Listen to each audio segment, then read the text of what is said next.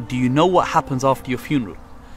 In a few short hours, the crying will die down and your family will be busy making arrangements for food or drink. Some of your friends and relatives will start discussing current affairs over coffee. Others will call your family saying that they couldn't make it in person due to an emergency. Your employer will begin to search for your replacement, and in a few days, your kids will go back to school or work because their bereavement leave has ended. In a month, your spouse will be watching a comedy or TV show, laughing as if you were never there. You'll be forgotten at such an astonishing pace. And if people will forget you so easily, then who are you living your life for? You spent your whole life concerned about what other people will think about you, when in reality,